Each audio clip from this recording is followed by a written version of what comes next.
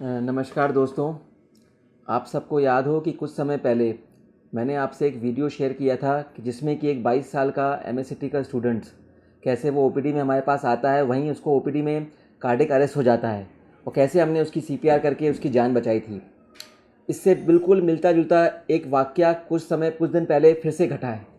इसमें कि एक 30 साल का एक नौजवान हमारे पास सिर्फ ईसीजी कराने आता है क्योंकि उसको कुछ सीने में जलन होती है, और कैसे ईसीजी के टेबल पे ही उसको कार्डियक अरेस्ट हो जाता है, और कैसे हमारे पूरे मनोरिया हॉस्पिटल के स्टाफ ने अपनी चुस्ती दिखाते हुए उसका तुरंत सीपीआर करके और सीपीआर करते करते उसकी एंजियोप्लास्टी करी हमने और उसकी जो एक नस चोक थी उसको खोल दिया, कैसे उस नौजवान की जान बचाई। ये मैं आपको पूरा वाक़या आपके साथ शेयर करूंगा आज। जैसे कि इस वीडियो में आप देख सकते हैं कि ये 30 साल का जवान अपनी धर्मपत्नी के साथ आता है, वेटिंग एरिया में बैठा हुआ है। अब वेटिंग एरिया से वो खुद चल के ईसीजी टेबल पे लेटता है। यही जो टेबल है यहाँ की पेशेंट का ईसीजी होता है। जैसा कि आप वीडियो में देख सकते हैं कि स्टाफ पेशेंट को लेटा रहा है, उसका ईसीजी हो रहा है। जैसे ही ईसीजी ख़त्म होता है और स्टाफ जब उसकी लीड निकाल रहा रहता है, उसी दौरान उसको एकदम कार्डियक अरेस्ट हो जाता है। सभी एकदम शॉक्ड हो जाते हैं, एक अफरा तफरी का माहौल हो जाता है। तुरंत सीपीआर चालू किया जाता है। स्टाफ सबको तुरंत इन्फॉर्म किया जाता है, सब लोग इकट्ठे होने लगते हैं, सीपीआर कंटिन्यू रहता है। मैं बगल वाले कमरे में ओपीडी में बैठा रहता हूँ, मुझे तुरंत ये लोग बुलाते हैं, मैं तुरंत जाता हूँ दौड़ के। इसी दौरान सीपीआर चलता रहता है, मेरे आने से पहले ये लोग सीपीआर चालू कर देते हैं, मैं भी ज्वाइन कर लेता हूँ, सीपीआर मैं खुद करता हूँ। फिर तुरंत हम लोग डिफिब्रिलेटर मशीन को, जो कि बगल वाले कमरे में रखी रहती है, तो उसको तुरंत बुलाते हैं, लेके आओ तुरंत। ये होती है डिफिब्रिलेटर मशीन। कभी भी कार्डियक अरेस्ट होता है तो पेशेंट यूजुअली वेंट्रिकुलर फिब्रिलेशन होता है। जब तक कि हम उसको वेंट्रिकुलर फिब्रिलेशन को एक कार्डियक शॉक देके वापस उसकी इलेक्ट्रिकल एक्टिविटी को वापस स्टेबल नहीं कर लेते, जब तक पेशेंट होश में नहीं आ सकता। जैसा कि आप वीडियो में देख सकते हैं कि तुरंत हम डिफिब्रिलेटर मशीन लेके जा रही है। डिफिब्रिलेटर मशीन को उसके माध्यम से हम उसको शॉक देते हैं। पहला शॉक देने के बाद भी वो होश में नहीं आता, तो तुरंत दोबारा सीपीआर चालू करते हैं और दोबारा फिर हम उसको दोबारा शॉक देते हैं डिफिब्रिलेटर में। जब हम दूसरी बार शॉक देते हैं तो फिर वापस वो धीरे धीरे होश में आना शुरू करता है। सीपीआर चालू रहती है, सीपीआर करते करते फिर हम उसको तुरंत आईसीयू में ले जाते हैं। जैसा कि आप देख सकते हैं कि पेशेंट को तुरंत आईसीयू शिफ्ट किया जाता है। यहाँ हम उसका ट्रीटमेंट चालू करते हैं। अब क्या होता है, आईसीयू में उसको सेकंड कार्डियक अरेस्ट आ जाता है, तो तुरंत हम लोग फिर से सीपीआर करते हैं, उसको फिर से डीसी शॉक देते हैं, और उसका फिर अब जब ईसीजी करते हैं तो देखते हैं कि इसको तो मैसिव हार्ट अटैक आया है, तो उसको फिर हम तुरंत कैथ लैब शिफ्ट करते हैं। कैथ लैब में उसकी एंजियोग्राफी होती है। एंजियोग्राफी में आप देख सकते हैं कि इसकी जो मेन नस है ये 100% चोक रहती है, तो उसकी तत्काल में उसकी एंजियोप्लास्टी हम शुरू करते हैं, और एंजियोप्लास्टी करते करते उसको थर्ड कार्डियक अरेस्ट आ जाता है। फिर हम उसको फिर सीपीआर चालू करते हैं और उसको फिर से शॉक देते हैं, और सीपीआर करते करते उसकी हम नस को खोलते हैं। तो ये आप देखेंगे कि एंजियोप्लास्टी के पहले नस बिल्कुल चोक थी और एंजियोप्लास्टी के बाद नस बिल्कुल ओपन है। जैसे ही उसकी हम नस खोल देते हैं तो फिर से वो होश में आ जाता है, और फिर से उसकी धड़कन वापस नॉर्मल होने लगती है और वो ठीक होने लगता है। अच्छा, और एंजियोप्लास्टी ऑपरेशन के बाद वो बिल्कुल ठीक हो जाता है, तो उसको हम एक दिन आईसीयू में रखते हैं, फिर उसको हम प्राइवेट रूम में शिफ्ट कर देते हैं।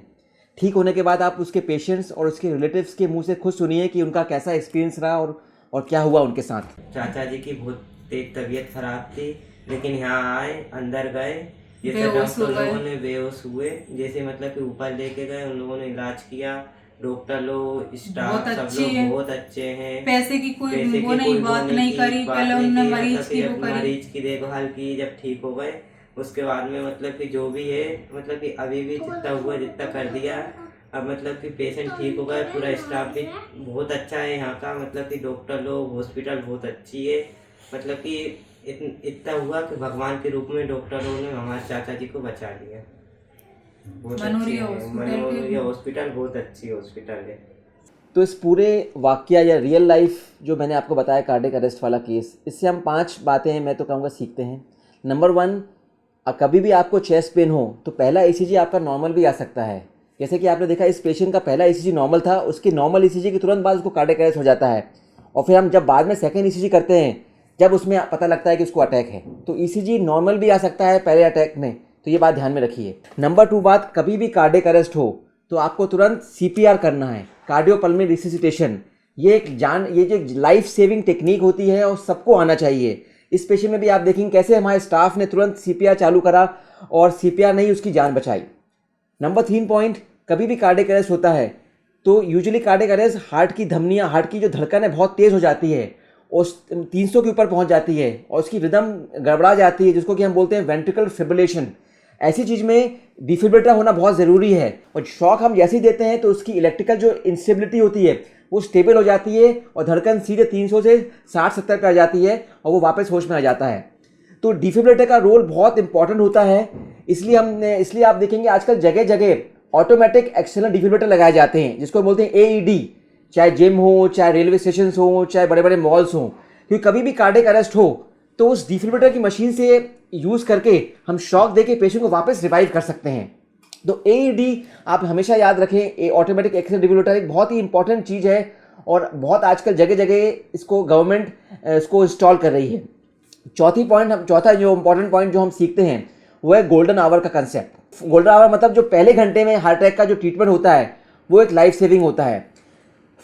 अच्छी बात ये रही कि इस पेशेंट को अस्पताल के अंदर ही अटैक आया और उसको विदिन 1 आवर उसकी आर्टरी जो एंजियोप्लास्टी के माध्यम से उसकी खोल दी जाती है। तो विदिन गोल्डन आवर में उसकी आर्टरी ओपन हो जाती है, तो उसका जो मायोकार्डियम होता है और जो उसका इजेक्शन फ्रैक्शन होता है, पंपिंग कैपेसिटी होती है, वो बिल्कुल नॉर्मल की नॉर्मल रहती है। तो मतलब इतने major attack, major cardiac arrest के बावजूद भी आज की तारीख में उसका अपन देखेंगे पंपिंग कैपेसिटी वो बिल्कुल नॉर्मल है, क्योंकि गोल्डन आवर में उसका ट्रीटमेंट तुरंत हो गया। और पांचवी इंपॉर्टेंट बात मैं कहूँगा कि कोई भी इस तरह के केस आते हैं तो एक टीम वर्क की ज़रूरत होती है। और मुझे बहुत ही गर्व होता है कि मेरी टीम इतनी अच्छी है और इतनी ट्रेंड स्टाफ है और इतना क्विक रिस्पॉन्स करते हैं कि कभी भी कोई ऐसा केस आता है तो तुरंत सब लोग एक्टिव हो जाते हैं। सबको अपना अपना रोल मालूम होना चाहिए, सबको अपना रोल मालूम रहता है और तुरंत सब एक जो टीम वर्क से पेशेंट की जान बचा ली जाती है। तो पिछले 2 महीने में 2 ऐसे सीरियस केसेस आ गए यंग पेशेंट्स के, जिनको कि OPD में कार्डियक अरेस्ट होता है, लेकिन मनोरी हॉस्पिटल की चुस्त स्टाफ और उनकी मुस्तैदी ने, क्विक रिस्पॉन्स ने दोनों पेशेंटों की जान बचा ली। तो मैं इस सभी के लिए एक गॉड का भी शुक्रगुजार हूँ कि उनका हमेशा ब्लेसिंग्स हमारे साथ रहती है। स्टाफ अच्छा है तो हम अपना अच्छा काम कर रहे हैं और लोगों की ज़िंदगी बचाने में हम लोग सक्सेसफुल हो रहे हैं। धन्यवाद।